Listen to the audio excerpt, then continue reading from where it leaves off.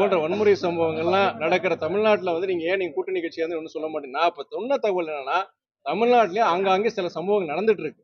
ஆனால் இந்தியாவிலேயே ஓரளவு அமைதியா இருக்கிறது ஒரு அமைதியா இருக்கிறனால இது போன்ற சம்பவங்கள் நடக்காத மாநிலம் வந்து குறைவா நடக்கிற மாநிலம் தமிழ்நாடுன்னு சொல்றேன் நான். அதிகமா நடக்கிற மாநிலம் பொறுத்த வரைக்கும் பாஜக ஆள்கின்ற உத்தரப்பிரதேஷ் மாநிலம் சொல்றேன் நான் சொல்லல. நேஷனல் கிரைம் ரெக்கார்ட்ஸோட பியூரோ, உங்களுடைய ஒன்றிய அரசு சார்ந்த ஒரு நிறுவனம் தான் அந்த டீடைல்ஸ் எல்லாம் கொடுத்திருக்கு. நான் அதனால சொல்றேன் நான். ஒரு வளர்ந்த நாடுகளிலே பொறுத்த வரைக்கும் இன்னைக்கு பல்வேறு குற்ற சம்பவம் நடந்துட்டு இருக்கு. வளர்கின்ற நாடுகள்ல அங்கங்க நடக்கதான் செய்யுது. தமிழ்நாட்டை பொறுத்த வரைக்கும் காவல் இந்த சட்டம் ஒழுங்கு பொறுத்த வரைக்கும் ஓரளவு கொஞ்சம் பரவாயில்லாம இருக்கு. அங்கங்க இந்த சம்பவங்கள் பொறுத்த வரைக்கும் நடக்க கூடாதுன்னு சொல்றேன். இனிமே நடக்கக்கூடாது. ஆனா நீங்க இங்கதான் ஏதோ இந்தியாலேயே இங்கதான் அதிகமா இருக்கு, எங்க அரசாங்கம் ஒழுங்கா செயல்படல, காவல்துறை ஒழுங்கா செயல்படல சொல்ற குற்றச்சாட்டுக்கு நான் சொல்றேன்.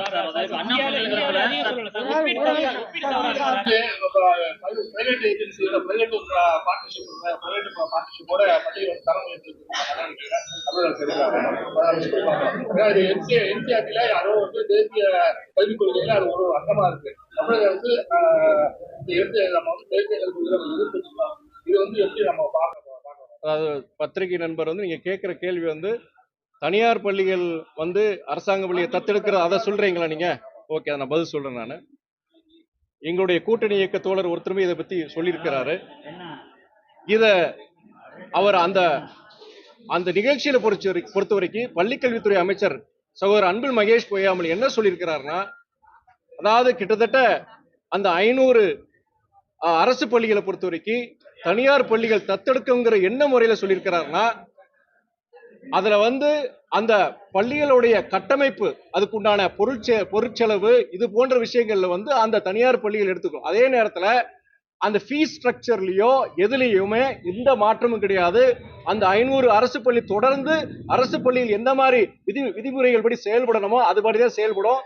நீங்க அரசு பள்ளிகள் சொல்லும் போது நீங்க ஏழை எளிய மக்களுடைய பிள்ளைகள் வந்து படிக்கிற இடத்துனால நீங்க தனியார் பள்ளிகள் தத்தெடுக்கும் போது அந்த ஃபீஸ் ஸ்ட்ரக்சர் மாற போறது கிடையாது. இந்த தனியார் பள்ளிகள் இந்த அரசு பள்ளிகள் தத்தெடுக்கிறதுடைய நோக்கம் என்னன்னா, இந்த பொருட்செலவுகள் தமிழ்நாடுடைய பள்ளிக்கல்வித்துறைக்கு கடுமையான ஒரு பொருளாதார நெருக்கடி இருக்கு.